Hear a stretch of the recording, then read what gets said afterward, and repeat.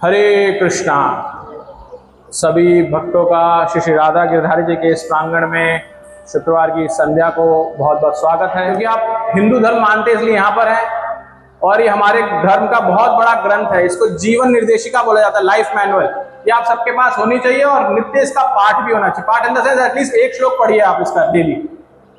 इसको पढ़ने से आपके जीवन में जितनी भी अलग अलग तरह के द्वंद्व, मुसीबतें, मुश्किलें, कंफ्यूजन जो कुछ आएगा वो सब भगवत गीता सॉल्व कर सकती है। जब हम भागवत पढ़ते हैं तो हम देखते हैं भागवत में जब भगवान अंतर ध्यान हो जाते हैं धरती से, पृथ्वी से, तब अर्जुन द्वारका से जब वापस आते हैं हस्तिनापुर और वहां पर युधिष्ठिर से मिलते हैं तो बहुत ही शोकातुर होते हैं, बहुत दुखी होते हैं। तो जब युधिष्ठिर पूछते हैं क्यों इतना दुखी हो, क्योंकि उन्हें पता नहीं होता भगवान चले गए हैं, तो अंत में बहुत सारे प्रश्न करने के बाद अर्जुन बताते हैं कि भगवान अब इस धरातल पे नहीं रहे और मैं टूट चुका हूं। और ऐसा टूट चुका हूं कि जब वो मार्ग में वापस आ रहे थे द्वारका से हस्तिनापुर, तो उनको मार्ग में ग्वाले मिलते हैं और ग्वाले जब उनसे युद्ध करते हैं, और युद्ध क्या उनसे करते हैं, तीर धनुष से युद्ध करते हैं और उन ग्वालों से हार जाते हैं। और ये वही अर्जुन है जिन्होंने कुरुक्षेत्र का युद्ध जीता था और वो हार जाते हैं। और हारने के बाद जब आते हैं तो बताते हैं युधिष्ठिर को, अपने बड़े भ्राता को, कि भैया मैं टूट चुका हूं अंदर से और मैं देखिए ग्वालों से हार गया, जो इतना बड़ा धनुर्धर होता था। इससे क्या सिद्ध होता है, वो बोलते हैं इससे पता चलता है कि मैं नहीं कुछ कर रहा था, कृष्ण मेरे साथ थे इसलिए मैं जीत रहा था। आज कृष्ण नहीं रहे, अब मैं इसलिए हार गया। और जब वो ऐसा सोचते हैं तो बहुत दुखी होते हैं अंदर से कि अब मैं क्या करूं, भगवान मेरे साथ नहीं है। और फिर उस समय उन्हें भगवान ने जो भगवत गीता बताई थी वो याद आती है। जो सारी बातें उनको बताई थी वो सब स्मरण होता है। और भागवत में श्लोक आता है कि सिर्फ मुझे भगवान का स्मरण हो रहा है और भगवान ने जो मुझे ज्ञान दिया उसका स्मरण हो रहा है, इसलिए मैं महसूस कर रहा हूं कि भगवान मेरे साथ आज भी हैं। और इसीलिए मैं वापस पुनः अपना जो खोया हुआ शक्ति थी वो भूल गया था, वापस प्राप्त कर रहा हूं। तो इससे हम भी ये समझ सकते हैं कि अगर आप सब यहां आते हैं, अर्थात आप वैष्णव हैं, आप भगवान कृष्ण को मानते हैं और आप चाहते हैं भगवान कृष्ण आपके साथ रहें, तो साथ कैसे रह सकते हैं? जैसे अर्जुन के साथ थे भगवान जाने के बाद, अर्थात आपके पास ये भगवत गीता होनी चाहिए, क्योंकि ये भगवान की वाणी है जिसको अर्जुन ने जब याद किया था तो भगवान उसके साथ आ गए थे। और साक्षात भगवान कहते हैं मैं और मेरी वाणी में भेद नहीं है। हम अधिकतर सब हिंदू हैं, सबके घरों में गंगा जल होता है, लेकिन आपको पता है हमने पहले भी इस पर चर्चा की, गंगा जल से पवित्र भगवत गीता है। आपको पता था ये चीज? लेकिन बहुत सिंपल सी बात है, गंगा जल भगवान के चरणों से प्रकट हुआ है। जब भगवान ने वामन अवतार लिया था तो भगवान जब पैर ऊपर लेके गए थे तो वहां पर ब्रह्मा जी ने अपने कमंडलों से जल जो छोड़ा था वो गंगा बन के प्रकट हुआ था इस धरातल पर, जिसको शिव जी ने अपने जटा में धारण किया था। तो भगवान के चरणों से जो स्पर्श से प्रकट हुई वो गंगा है। और ये कहां से प्रकट हुई है? भगवान के मुख से, इसलिए इसका नाम है भगवत गीता, यानी कि भगवान के द्वारा गाया हुआ गीत। तो जो भगवान के मुख से प्रकट हुआ है वो ज्यादा वैल्यूएबल है कि भगवान के चरणों से जो प्रकट हुआ है? तो भगवत गीता इतनी पावरफुल है। तो जैसे आप गंगा जल रखते हैं उस तरह से इसलिए आपको भगवत गीता भी सबके पास होनी चाहिए। तो ये सबसे आवश्यक है। अब अगर हम आज के श्लोक की चर्चा करें तो आज के श्लोक में श्री राधा गिरधारी की जय, श्री जगन्नाथ बलदेव सुभद्रा माई की जय, श्री गौर निताय की जय। अब लगभग 20 मिनट हम आज के श्लोक पर चर्चा करेंगे। तो आप में से कौन कौन ऐसा है जिसको कभी कभी ऐसा लगता है कि मेरा जो मन है वो मेरे नियंत्रण में नहीं है, मैं कभी तो ये करना चाहता हूं लेकिन उसको अधूरे में छोड़ देता हूं। कभी ऐसा सोचता हूं कि आज से जंक फूड नहीं खाऊंगा कुछ भी, या नहीं खाएंगे, लेकिन कुछ दिख जाता है तो एकदम से मन बदल जाता है। या ऐसा सोचते हैं कि सुबह इस समय उठेंगे मंगल मुहूर्त में उठेंगे, सुबह 4 बजे उठेंगे, लेकिन जब अलार्म बजता है तो मन कहता है थोड़ा सा और सो जा, और अलार्म बंद करके सो जाते हैं। ये किस किस के साथ होता है ऐसा कि उसका मन उसको हमेशा हैरान करता रहता है, राइट? तो आज के श्लोक में भगवान हमें यही बता रहे हैं कि जो मन है ये हमें बहुत हैरान करता है, और हमें इस मन को, इसमें एक शब्द आता है मनोगतान, मन से उत्पन्न होने वाली जो इच्छाएं हैं उनको त्यागना है। क्योंकि आपने एक शब्द सुना होगा मनोरंजन। किस किसने सुना है शब्द मनोरंजन? लेकिन इस शब्द की गहराई देखेंगे ना तो मनोरंजन का अर्थ क्या है? मन का रंजन। मन का रंजन यानी कि मन का एंटरटेनमेंट। और भगवान क्या कह रहे हैं? मन को एंटरटेन ही नहीं करना। लेकिन हम तो वही करते हैं, हर चीज में मनोरंजन ढूंढते हैं।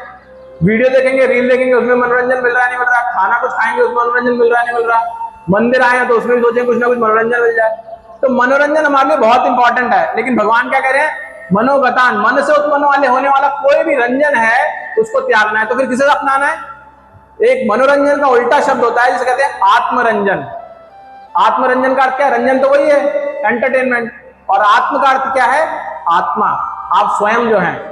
तो आपकी आत्मा के स्तर पे जो रंजन है यानी उसका जो आनंद है वो करना आत्मरंजन कहलाता है। तो आत्मा के स्तर पे आनंद क्या होता है? आत्मा का स्वभाव बचा जाता है। जैसे हर चीज का एक ओरिजिनल स्वभाव होता है। जैसे कि अगर हम बात करें, जल का स्वभाव क्या है? ठंडा। जल हमेशा ठंडक देता है। अग्नि का क्या स्वभाव है? दो स्वभाव है जो विशेष हैं, एक है प्रकाश और एक है गर्माहट। अगर किसी चीज में दो चीजें नहीं होंगी तो आप उसे अग्नि नहीं बोल सकते। कि वो आर्टिफिशियल लाइट जलती है ना, देखा होगा आपने, झुरमुर झुरमुर करके जलती है, उसमें अग्नि नहीं है। तो हम जानते हैं अग्नि नहीं है, ये आर्टिफिशियल है। असली अग्नि में तो ऊर्जा होगी। चीनी, चीनी का स्वभाव क्या है? मिठास। अगर कोई चीनी जैसा दिख रहा है और उसको आप खाएं और नमकीन लगे तो उसे चीनी कहेंगे आप? नहीं कहेंगे, क्योंकि उसका स्वभाव चीनी जैसा है ही नहीं। तो हर चीज का एक एक्चुअल स्वभाव होता है। ऐसे ही हम जो जीव हैं, आत्मा जो है, उनका भी एक्चुअल स्वभाव है। क्या है स्वभाव? हमारे अंदर हमारा स्वभाव है सेवा, प्रेम। ये हमारी एक्चुअल आइडेंटिटी है, सेवा। तो आप देखेंगे कोई भी जीव है, पहले हम अगर मनुष्यों की बात करें, हम सेवा ढूंढते ही रहते हैं। माता बच्चों की सेवा करती है, पति की सेवा करती है। पति ऑफिस में जाके अपने बॉस की सेवा करता है, घर में आता है तो पति पत्नी बच्चों की सेवा करता है। बच्चे माता पिता की आज्ञा मान के उसकी सेवा करते हैं। स्कूल में जाते हैं तो टीचर की सेवा करते हैं, जो पढ़ाया जा रहा है उसकी सेवा करते हैं। तो हर जीव सेवा कर रहा है। यहां तक कि ये सेवा का स्वभाव इतना मूलभूत है, जैसे हमने कहा अग्नि से अगर उसकी ऊष्मा ले ली जाए तो अग्नि नहीं कहलाएगी और ली भी नहीं जा सकती उसकी ऊष्मा। ऐसे ही हमारा स्वभाव सेवा का और प्रेम का इतना मूलभूत है कि अगर कोई ना हो ना घर में, अगर आप अकेले हैं तो आप उसके बिना छटपटाते हैं और आपको पता नहीं चलता कि मेरे मूलभूत स्वभाव की वजह से ऐसा हो रहा है मेरे साथ। आप कहते हैं मेरा अकेलापन है मेरे अंदर। अकेलेपन से क्या दिक्कत है भाई? दिक्कत यह कि कोई सेवा करने वाला नहीं है। मैं किसकी सेवा करूं? हम सोचते हैं कोई सेवा मेरी करे, लेकिन हमारा स्वभाव हम दूसरे की सेवा करना चाहते हैं। इसलिए हम या तो किसी ऐसे प्राणी को रख लेते हैं, कुत्ते को रख लेते हैं, बिल्ली को रख लेते हैं। हम क्या कहते हैं? ये हमारी प्रोटेक्शन कर रहा है, लेकिन प्रोटेक्शन वो आपकी नहीं कर रहा। आप सुबह उसे पॉटी कराने के लिए आप लेके जाते हैं कि वो खुद चला जाता है? आप उसे पकड़ पकड़ के चलते हो और आगे चलते, जहां रुकता है आप रुक जाते हैं। तो सेवा कौन किसकी कर रहा है?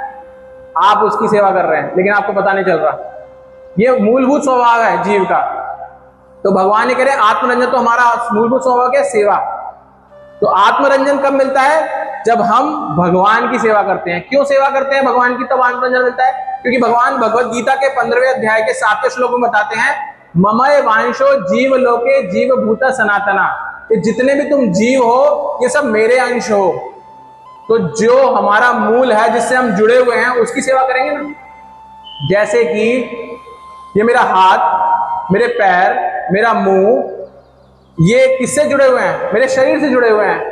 और इनका मेन सोर्स कहां है? उदर, पेट। क्योंकि जो कुछ भी मैं खाता हूं वो मेरे शरीर में जाके एनर्जी डेवलप करता है और एनर्जी मेरे पूरे शरीर में चलती है। इसलिए मेरी उंगलियां भी चल रही है, मेरा मुंह भी चल रहा है। अगर मैं 4 दिन नहीं खाऊंगा तो मैं बोल भी नहीं सकता, शरीर में जान नहीं बचेगी। क्योंकि शरीर जहां पे ऊर्जा जानी चाहिए, जो मूलभूत है, उसकी सेवा बंद हो गई।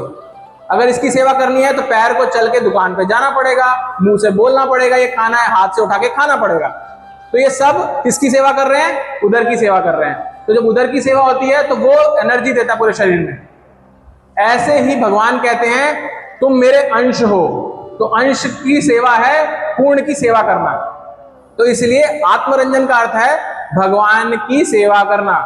तो भगवान कहते हैं कि मनोरंजन छोड़ो और आत्मरंजन शुरू करो, यानी कि जो भी तुम्हारे मन से उत्पन्न होने वाली चीजें हैं, इच्छाएं हैं, उनको त्याग करो। तो भगवान ये बताते हैं। कई बार लोग कहते हैं कि अगर इच्छाएं छोड़नी है, जो निर्विशेषवादी होते हैं कहते हैं कि सिर्फ शून्य में खो जाओ, सिर्फ अपनी आंखें बंद करो और ओम का ध्यान करो, और जो तुम्हें ऊर्जा दिख रही है, प्रकाश दिख रहा है, उसमें तुम्हें लीन होना है, विलीन होना है उसके अंदर। तुम्हारे अंदर जितनी इच्छाएं हैं सब शून्य हो जानी चाहिए, शून्य इच्छाएं हो जानी चाहिए। प्रैक्टिकली भगवान कहते हैं ये पॉसिबल नहीं है। क्यों नहीं है पॉसिबल? क्योंकि आत्मा का स्वभाव है सक्रियता। एक मृत व्यक्ति और एक जीवित व्यक्ति में क्या भेद है? एक में प्राण है और एक में प्राण नहीं है। तो प्राण है कैसे पता चलता है? जब उसमें कुछ मोशन होता है, उसमें कुछ क्रिया होती है। तो इसलिए मोशन लेस होना पॉसिबल नहीं है, डिजायर लेस होना पॉसिबल नहीं है। लेकिन उन डिजायर्स को हम भगवान की ओर घुमा सकते हैं उनको। जैसे मानिए कि एक व्यक्ति है, वो अपने बच्चे को डॉक्टर के पास लेके जाता है और डॉक्टर को बोलता है कि इसको 107 बुखार है, डॉक्टर इसका इलाज कर दीजिए। और डॉक्टर उसे एक इंजेक्शन देता है जो कि जहर का इंजेक्शन है, और लग के बच्चा मर जाता है। थोड़ी देर में बुखार भी उतर जाता है, क्योंकि आत्मा नहीं है, शरीर नहीं है, तो खत्म, ठंडा हो जाएगा वो। तो डॉक्टर कहता है देखो मैंने बुखार उतार दिया। तो क्या उसको इलाज मानेंगे? नहीं मानेंगे, क्योंकि जो प्राणी था वो तो जीव तो मर गया ना। बुखार उतारना है दवाई से, जीवित रहते हुए बुखार उतरना चाहिए। तो इसलिए ये बोलना कि शून्य में विलीन होना, कि सब हमारी इच्छाएं खत्म हो जाएं, ऐसा पॉसिबल नहीं है। भगवान की ओर इच्छाओं को लगाना चाहिए। दूसरा, हमारे आचार्य बताते हैं ऐसे ही कि हमारे अंदर जो इच्छाएं प्रकट होती हैं 3 स्तर पे होती हैं। 3 कौन कौन से स्तर होते हैं? एक होता है आत्मा का स्तर, एक होता है सूक्ष्म शरीर का स्तर, और एक होता है स्थूल शरीर का स्तर, स्थूलता का स्तर। जैसे मेरा शरीर है, इस शरीर पर ये त्वचा है, ये बनियान मैंने पहना है, और ये मेरा कुर्ता पहना है, राइट? तो ये 3 अलग अलग स्तर हैं। एक स्तर जो आपको दिख रहा है उसको बोला जाता है स्थूल स्तर। स्थूल यानी कि जो दिखता है, ये हमारी इंद्रियां, हमारी आंखों से जो कुछ दिख रहा है, हमें जब कुछ दिख रहा है, हमारा शरीर दिख रहा है, ये स्थूल है सब। इसके ऊपर जितने भी स्तर पे जो क्रिएटिव होती हैं उनको हटाया जा सकता है। दूसरा स्तर होता है सूक्ष्म स्तर, जो दिखाई नहीं देता। जैसे बनियान है अंदर, ये दिखाई नहीं दे रही है, लेकिन उसके स्तर है वो अभी भी जुड़ी हुई है मेरे शरीर के साथ में। तो उससे जुड़ी हुई चीजों से मन, बुद्धि और अहंकार, इससे जो उत्पन्न चीजें होती हैं उनका त्याग करना। और तीसरा होता है त्वचा। त्वचा शरीर के साथ जुड़ी हो, उसको अलग नहीं किया जा सकता, राइट? अगर मेरे को ये कुर्ता उतारना हो तो मैं उतार सकता हूँ, क्या मैं ये त्वचा उतार सकता हूँ? नहीं उतार सकता। तो ये आत्मा का स्तर है। आत्मा का स्तर इन द सेंस आत्मा के स्तर पे है, जो बिल्कुल चिपका हुआ है, जो आत्मा के साथ है। तो इसका अर्थ क्या हुआ कि जो हमें ऊपरी स्तर पे है, जो मन से उत्पन्न, और मन कौन सा स्तर है? मन है सूक्ष्म शरीर। तो मन के स्तर पे प्रकट होने वाली सभी चीजों का त्याग किया जा सकता है, लेकिन आत्मा के स्तर पे प्रकट होने वाली चीजों का त्याग नहीं किया जा सकता। अब आगे हम देखें तो भगवत गीता में भगवान कहते हैं मन हमारा मित्र भी है और शत्रु भी है। कैसे? क्योंकि हमने इतनी चर्चा की, आप कह सकते हैं मन तो सब बुराई है, मन तो हमेशा बुराई करता है। लेकिन आचार्य बताते हैं जैसे एक चाकू अच्छा है कि बुरा है? क्या कहेंगे आप चाकू को? कितने लोग कहते हैं चाकू अच्छी चीज है? कितने लोग कहते हैं चाकू अच्छी चीज है? और कितने लोग कहते हैं चाकू बुरी चीज है? तो चाकू अच्छा भी है और बुरा भी है। कैसे? अगर किसके हाथ में चाकू है उस पर डिपेंड करता है। अगर एक चोर डाकू के हाथ में है तो बुरा है, और एक सर्जन के हाथ में, डॉक्टर के हाथ में तो अच्छा है, वो उससे इलाज करेगा, राइट? तो ऐसे ही मन, भगवान भगवत गीता में बताते हैं बंधुर आत्मा आत्मनस्तस्य येन आत्मा आत्मना जिता। यानी कि मन हमारा मित्र भी है और शत्रु भी है, डिपेंड करता है वो किसके कंट्रोल में है। अगर मन बुद्धि के नियंत्रण में है तो आपका मित्र है, बुद्धि उसे जैसे बोलेगी वैसे करेगा तो ठीक है, या आत्मा के कंट्रोल में, आत्मा के नियंत्रण में है। लेकिन मन का कोई नियंत्रण ही नहीं है, मन खुद ही चल रहा है अपने हिसाब से, तो क्या है, जैसे गाड़ी चल रही है बिना ड्राइवर के, तो वो अच्छी है, उसमें बैठेंगे आप? कोई बैठेगा सीट गाड़ी में? नहीं बैठेंगे, ड्राइवर बहुत आवश्यक है। तो ऐसा बताया गया है मन के बारे में। तो मन को बताया जाता है कि ये जितनी भी हमारी इच्छाएं होती है ना, उनकी फैक्ट्री है। सारी इच्छाएं मन से प्रकट होती हैं। मैं ये करना चाहता हूं, मेरा मन कर रहा है आज कहीं विदेश घूमकर आए, मन कर रहा है आज कुछ अच्छा खाएं, मन कर रहा है आज टीवी देखें, मन कर रहा है क्रिकेट ज्यादा खेल लें, मन कर रहा है यहां जाएं, ये सब मन कर रहा है, मन कर रहा है, मन कर रहा है। तो मन क्या है? फैक्ट्री है सब इच्छाओं को प्रकट करने की।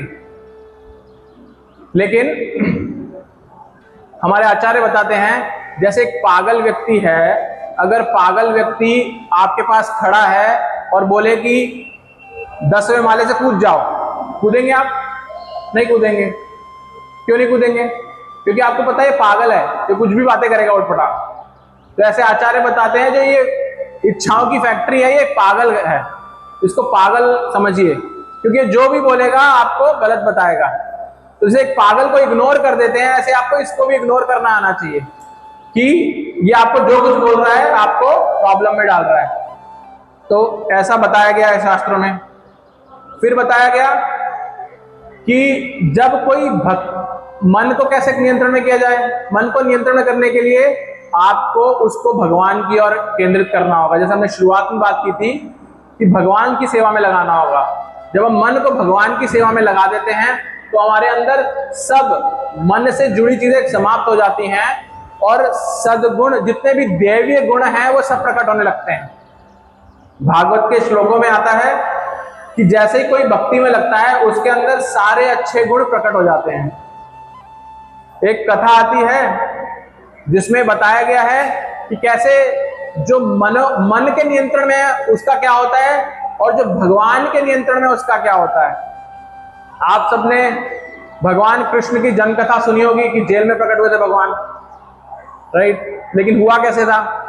हुआ ये था कि कंस की एक बहन थी जिनका नाम था देवकी, और वो अपनी बहन से बहुत प्रेम करता था, और इतना प्रेम करता था, वो कहता था कि मैं इसका विवाह होगा तो मैं रथ में बिठा के इसको लेके जाऊंगा। और वो एक्चुअल में लेके जा रहा था अपनी बहन को और अपने जीजा जी को, वसुदेव जी और देवकी, उनको बिठा के ले जा रहा था।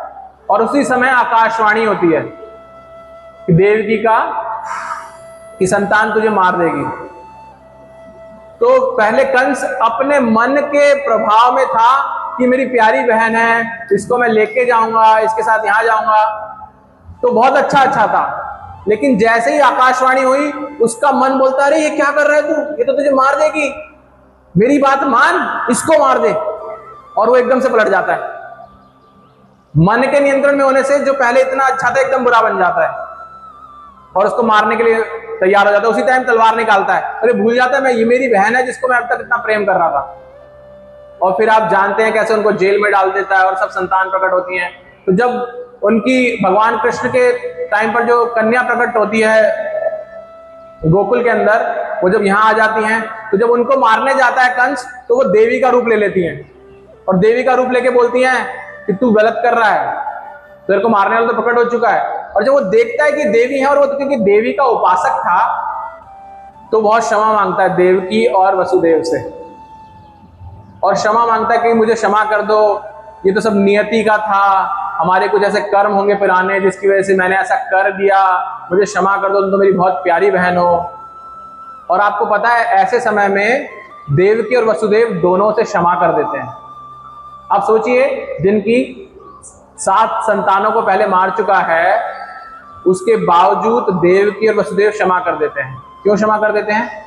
क्योंकि उनके हृदय में भगवान कृष्ण थे, वो कृष्ण भगवान के भक्त थे, तो उनमें वो दैवी गुण थे कि क्षमाशीलता, इतना कुछ होने के बावजूद भी क्षमाशीलता थी। जबकि जो मन के नियंत्रण में था उसको तो सिर्फ आकाशवाणी हुई थी, अभी कुछ हुआ ही नहीं था उसके साथ। तो ना वसुदेव ने कुछ कहा था ना देवकी ने उन्हें कुछ कहा था, लेकिन मन के नियंत्रण से आदमी ऐसा करता है, आसुरी प्रभाव में आ जाता है, और जो भगवान की सेवा में आ जाते हैं, जो भगवान की भक्ति में आ जाते हैं, उनके अंदर दैवी गुण प्रकट हो जाते हैं। तो ऐसा हम यहाँ देखते हैं। फिर शास्त्र बताते हैं कि मन का क्या किया जाए। जैसे कई आपने देखा होगा बहुत शैतान बच्चे होते हैं, बहुत शैतान, हर टाइम शैतानी करते रहेंगे, इतने चंचल हैं कि घूमते रहेंगे। यहाँ भी कई बार आ जाते हैं क्लास में ऐसे ही। तो उनको आप बोलो चुपचाप बैठ जाओ यहाँ पर, क्या लगता है आपको बैठेंगे? ज्यादा से ज्यादा 30 सेकंड, 1 मिनट, उसके बाद फिर से शुरू, भूल जाते हैं क्या था, फिर शुरू वही सब। ऐसे बच्चों को आप शांति से बैठाना हो तो ऐसे बोल के नहीं बैठा सकते। बैठाना है, क्या करना होगा? आपको उन्हें एंगेज करना होगा। आप उन्हें कोई ब्लॉक्स का गेम दे दीजिए, ड्राइंग दे दीजिए, कलर कीजिए, तो वो एंगेज हो जाएंगे। ऐसे ही हमारा मन है, चंचल बच्चे की तरह। आप चाहें कि मन कुछ सोचना बंद कर दे, इच्छाएं प्रकट करना बंद कर दे, नहीं हो सकता। वो चंचल बच्चे की तरह है। लेकिन जैसे आपने मन को एंगेज किया ब्लॉक्स में, ड्राइंग में, ऐसे ही आपको बच्चे को एंगेज किया, ऐसे ही आपको मन को एंगेज करना है। मन को भगवान की सेवा में लगाना है। चलो आज भगवान के लिए प्रसाद बनाते हैं, चलो आज घर में भगवान है, ठाकुर जी है, लड्डू गोपाल है, उनको तैयार करते हैं, चलो आज भगवत गीता का एक श्लोक पढ़ते हैं, चलो कीर्तन करते हैं घर में, चलो कुछ इंस्ट्रूमेंट बजाते हैं जिसमें भगवान का कीर्तन करेंगे, चलो मंदिर जाते हैं, चलो भक्तों का संग करते हैं, मंदिर जाके कुछ सेवा करते हैं। ये सब क्या है? बच्चे को एंगेज करना जैसा है। तो मन उसमें एंगेज हो जाएगा और आपके अंदर वो सब दैवी गुण प्रकट होने शुरू होंगे धीरे धीरे। और जो आपके दुर्गुण हैं वो समाप्त हो जाएंगे। अब अगर इसको समझना हो कि कैसे समाप्त हो जाते हैं, तो हमारे वरिष्ठ वैष्णव बताते हैं, जब सूर्य उदय होता है, सूर्य आकाश में आता है, तो अगर कहीं पर गंदगी पड़ी हुई है, जहां पर रास्ते में कहीं पर पेशाब है, कुछ और गंदगी वह है, जो बांस आती, कचरा उठा के लेके जाता है ना, पानी रह जाता है वहां पर। लेकिन जैसे सूर्य आकाश में आता है तो कुछ घंटों में वो चाहे पेशाब हो या गंदे कचरे का पानी हो, सब उड़ जाता है और उड़ करके वहां सब साफ हो जाता है। क्योंकि धूप में वो शक्ति है, सूर्य की धूप में, कि उसको क्लीन कर देती है और बदबू तक नहीं आती वहां पे, अगर प्रॉपर ऊर्जा आ रही है वहां पर। तो ऐसे ही बताया जाता है शास्त्रों में कि भगवान की कथा में, भगवान के नाम जप में इतनी शक्ति है कि आपके अंदर जितने भी कलमश है ना, उन सबको नष्ट कर देती है वो, और नष्ट करके आपके अंदर वो दैवी गुण प्रकट करती है, जो कि हमने देवकी और वसुदेव में देखे थे। तो ये भगवान की इसमें शक्ति है। आगे हम देखते हैं कि इस श्लोक में बताया गया कि हमारे अंदर सेटिस्फैक्शन होना चाहिए। सेटिस्फैक्शन कैसा है? सेटिस्फैक्शन यानी कि तुष्टि, आत्मतुष्टि। आत्मतुष्टि कब होगी? तभी जब आत्मतुष्टि होगी, तभी आप मनोरंजन, मन की तुष्टि बंद करेंगे। ये कैसे समझ सकते हैं? अगेन इसका एक अगर एग्जाम्पल देखें हम, तो मानिए कि आप किसी के यहाँ पर डिनर पे गए हैं और जो होस्ट है उसने आपके सामने बहुत अच्छा दाल, चावल, सब्जी, रोटी, पापड़ और मिठाई कुछ रखा आपके सामने, बहुत सुंदर से आपको खाने के लिए दिया, और आप खाने बैठे और आपने कहा, अरे पनीर की सब्जी नहीं है, अरे रसगुल्ला नहीं है, अरे आइसक्रीम नहीं है, ये क्या है? अगर आप ऐसे करेंगे तो जो आपको मिला है ना, दाल, चावल, सब्जी, रोटी, आप उसका भी स्वाद नहीं ले पाएंगे, क्योंकि आपका मन आपको कहां ले गया? जो नहीं है उसमें लेके चला गया। इसके बजाय आपको क्या करना है? जो मिला है, अरे वाह कितना स्वाद है, भगवान का प्रसाद है, कितना अच्छा है, जो मिला है उसमें आनंद ढूंढना, इसको आत्मतुष्टि बोला जाता है। तो ऐसे ही आपके जीवन में जो कुछ भी हो रहा है, ये आप भगवान के गेस्ट हैं, क्योंकि भगवान ने बोला ना मेरे अंश हो, यानी कि मेरे पुत्र पुत्री हो। तो भगवान आपको सर्व कर रहे हैं। ये सब जो आपके साथ है, आप जिस कुल में पैदा हुए हैं, जिस घर में पैदा हुए हैं, जिस जगह जॉब कर रहे हैं, जो आपके भाई बहन हैं, जो माता पिता हैं, जो बच्चे हैं, ये भगवान के द्वारा दिया गया आपको मेन्यू है, जो आपके सामने सजाया गया है। अब आपके पास चॉइस है, या तो आप उसके लिए उसको स्वीकार ना करके कंप्लेन कीजिए नहीं है, अरे वो क्यों नहीं है, वो देखो उसके पास तो वो है, उसके पास तो ये है, मेरे पास क्यों नहीं है। तो आप ना उसे एंजॉय कर पाएंगे, ना जो आपको दिया भगवान ने उसे एंजॉय कर पाएंगे। और भगवान कहते हैं क्योंकि हम भगवान के अंश हैं, तो भगवान हमारे लिए कुछ बुरा सर्व नहीं करेंगे, जो आपके लिए सही है वही सर्व करेंगे।